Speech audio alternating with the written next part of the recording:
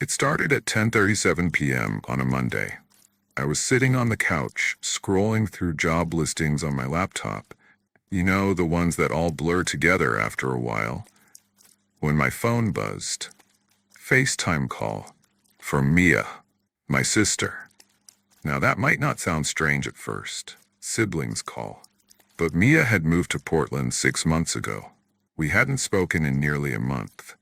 The last message from her was a thumbs-up emoji after I sent her a photo of Mom's lasagna, so I stared at the screen for a second longer than usual. Her contact photo, that old goofy one with the rainbow sunglasses, popped up. "Mia is calling." I hesitated, then answered.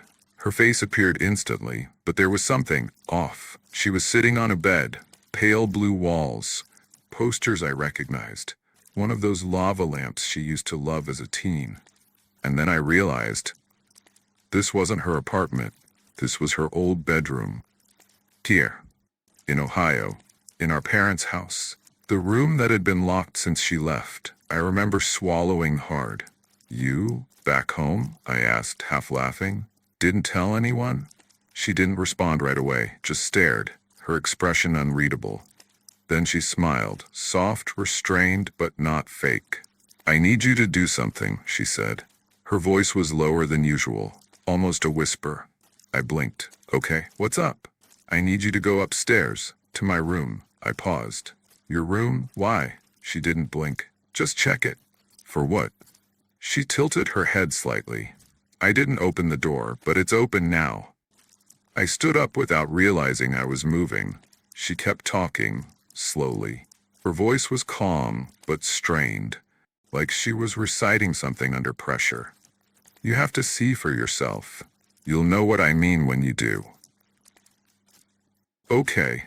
I walked through the hallway. The lights flickered, but that wasn't unusual. The wiring in this house is older than I am. When I reached the top of the stairs, I hesitated.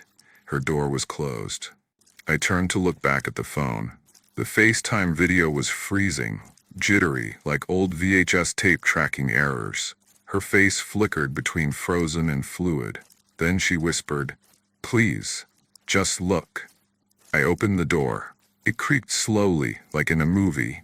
Everything inside was exactly as she left it. Same fairy lights drooping from the corners, same glow-in-the-dark stars, same shelf of dog-eared books. And lying on the bed, perfectly centered on her pillow, was her phone. Not a phone like hers, her actual phone. Same sunflower pop socket, cracked screen, and that little paint stain near the camera lens from the time we redecorated the porch. I picked it up. It was warm, still on, still open to the FaceTime app. Except the FaceTime screen was showing my face. But I wasn't looking at it. The image wasn't mirroring my current posture or expression. It was me.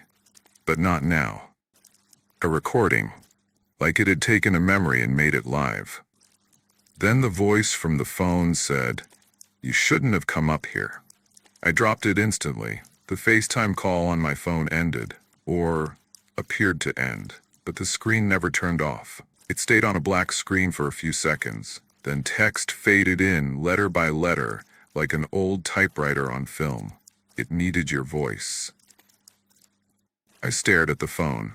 Then the camera turned on, by itself, facing me. Then the screen flashed white, just for a split second, like a photo being taken. Then it turned off completely. I backed out of her room, shut the door, and locked it. That's when I heard it. Footsteps, from inside the room. Not loud, careful, like someone trying not to be caught. Then a knock, one soft knock. Then her voice, Mia's voice, from inside. "Why did you leave? You were supposed to help." I froze. She said it again, slightly more urgently. "You're leaving me behind again." I didn't respond. I just sat at the top of the stairs, heart pounding in my ears. Eventually, the voice stopped. The footsteps stopped. But I never opened that door again. The next morning, I called Mia. From Mom's landline, she picked up instantly, and she sounded normal. Sleepy, confused. But, "Mia." "Hey," she said. "Everything okay?" I asked her where she was. Portland, obviously. Why? I didn't know how to answer. I asked if she had FaceTimed me last night. She said no. Then, after a long pause, she said, "Wait, did it happen again?" That's when I knew. She had seen something before. She told me, in a quiet voice I barely recognized, that for the past few weeks she'd been having dreams. Dreams of being home, in her old room. But something was wrong in the dreams. The room was always too still, too perfect. And there was always someone just outside the frame, watching her, not standing, not moving, just waiting. She said she started waking up with things in her apartment moved. Tiny things, misplaced books, photos slightly crooked, toothpaste cap unscrewed. Then last week, she woke up to find a Polaroid on her nightstand, of her. Sleeping. Taken from the corner of the ceiling. She lives alone. The worst part, she showed me the photo. It matched one I took in high school. Same angle, same blanket.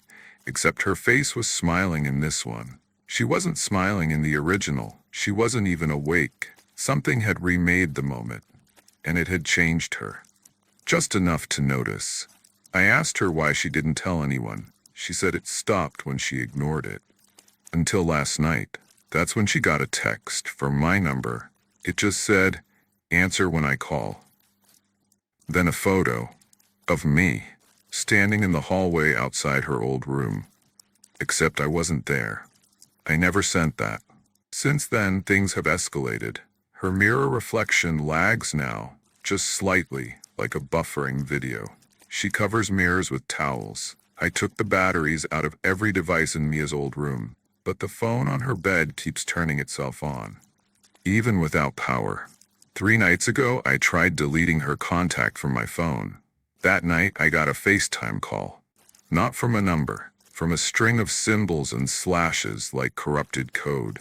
The caller ID photo? A photo of both of us. Smiling. Taken last week, except we hadn't seen each other in months. We weren't wearing clothes we owned, and behind us in the background was our parents' house. But the windows were black, like holes, no reflections, no light, just black. Now I get calls from myself. They happen at night, always around 3:13 a.m. If I answer, it's just static, or sometimes my own voice, played back out of sync, laughing at things I haven't said yet. Sometimes I see myself on screen waving, but it's not me. It's me practicing, mimicking, learning. I don't know what it wants, but I know what it's doing. It's not just copying us, it's becoming us. Using calls, recordings, video, any digital echo it can gather. Each time we speak, it hears. Each time we appear on camera, it watches. And one day when it's ready, we'll answer a call. And we won't recognize the person on the other end. Because it'll already be inside. Already smiling. Already waiting. If you get a call from your sibling and they're out of state, don't answer right away. Check their room, check the mirrors, check their voice. Because if they're not where they're supposed to be, something else is. And it's not just pretending, it's practicing.